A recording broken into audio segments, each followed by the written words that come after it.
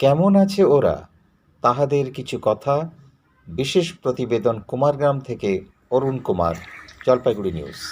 সময়টা ছিল ৯০-এর দশকের গোড়ার দিক থেকে আরম্ভ করে পরবর্তী ২০ বছর উত্তরবঙ্গের বিভিন্ন জায়গায় আমরা দেখতে পেয়েছিলাম একটা আন্দোলন। কেউ কেউ এই আন্দোলনকে নিজস্ব অধিকার রক্ষার আন্দোলন বলেছিলেন, অস্তিত্ব রক্ষার আন্দোলন বলেছিলেন, আবার কেউ কেউ এর আখ্যা দিয়েছিলেন বিচ্ছিন্নতাবাদী আন্দোলন রূপে। তো তারপরে অনেক দিন কেটে গিয়েছে, অনেক পরিবর্তন এসছে, ভাবনা চিন্তার ক্ষেত্রেও পরিবর্তন এসছে। যারা সেই সময় আন্দোলনকে নেতৃত্ব দিয়েছিলেন তাদের দৃষ্টিভঙ্গিরও পরিবর্তন এসছে। তো তাদের কয়েকজনের সাথে আমরা কথা বলেছিলাম, কী ভাবনা চিন্তা এখন তাদের। চলুন শুনবো তাদের কথা। এদের একজন হলেন কেএলও সুপ্রিমো জীবন সিংহের ঘনিষ্ঠ ধনঞ্জয় বর্মন। তার সাথে আমরা এখন কথা বলবো, তার দৃষ্টিভঙ্গি কী বার্তা দিতে চাইছেন তিনি। চলুন দেখা যাক, শোনা যাক।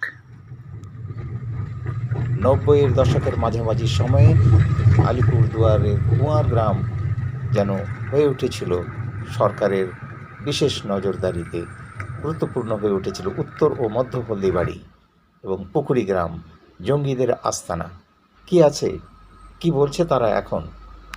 আমরা তো ফান্ডামেন্টাল রাইট আর সেলফ ডিটারমিনেশনের জন্য সংগ্রাম করে ছিলাম আর কি। এখন মূল সেতে চলে আসলেও আমাদের তো ওই গণতান্ত্রিক যেটা দায়িত্ববোধ সেটা তো শেষ হয়ে যায়নি। গণতান্ত্রিক রাস্তায় আমরা সংগ্রাম করে যাচ্ছি।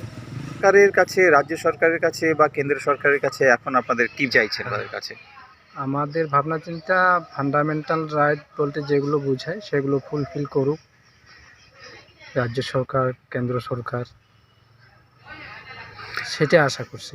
রাজ্যের মুখ্যমন্ত্রীর যে ভূমিকা, সেটাকে আপনি কতটা বিশ্বাস রাখছেন?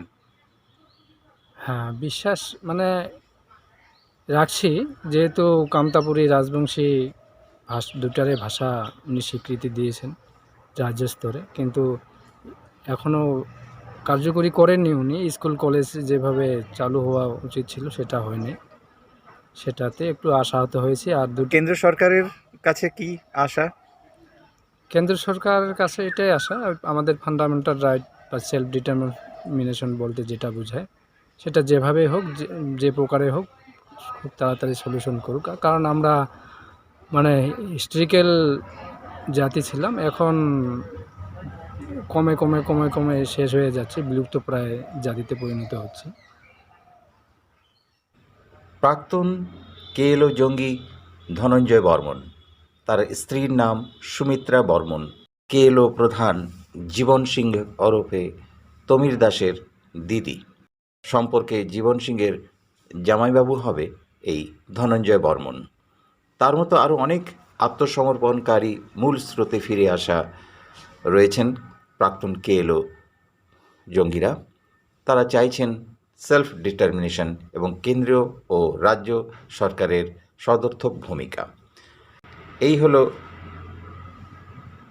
জোরাই নদী এবং সংকোষ নদীর মাঝখানের জায়গা উত্তর হলদিবাড়ি, মধ্য হলদিবাড়ি ও পুকুরি গ্রাম। এই সেই স্কুল যেখান থেকে তাদের বিভিন্ন সময়ে পড়াশোনা হয়েছিল। এমনকি কেএলও প্রধান জীবন সিংহ ওরফে তমির দাস এই স্কুল থেকেই পড়াশোনা করে বিভিন্ন জায়গায় চলে গিয়েছিলেন। প্রায় ২৪ বছর তিনি ঘর ছাড়া, গ্রাম ছাড়া। সময় সুযোগ তার হয়নি, আইনগত বিধিনিষেধ জটিলতার কারণে তিনি গ্রামে এখনও ফিরে আসতে পারেননি। কিন্তু তার আত্মীয় স্বজনরা চাইছেন তিনি ফিরে আসুক এই গ্রামে। জীবন সিংহের দিদি সুমিত্রা বর্মন কি বলছেন তার দাদা সম্পর্কে? সাংবাদিকদের কাছে বেশি কথা না বললেও স্বল্প কথায় তিনি এই কথাগুলি বললেন। একটু কিছু বলুন, কি চাইছেন বা কি চাইছি, আসুক এইদিকে ভালোভাবে, এটাই চাই। কে আসুক? আর আমার দাদা এদিকেও যাতে কেন্দ্র সরকার, রাজ্য সরকার যাতে যেটা চাচ্ছে ও যাতে সফলতা লাভ করে, এটাই চাই আমার দাদা হিসাবতে। আমি এটাই কামনা করি।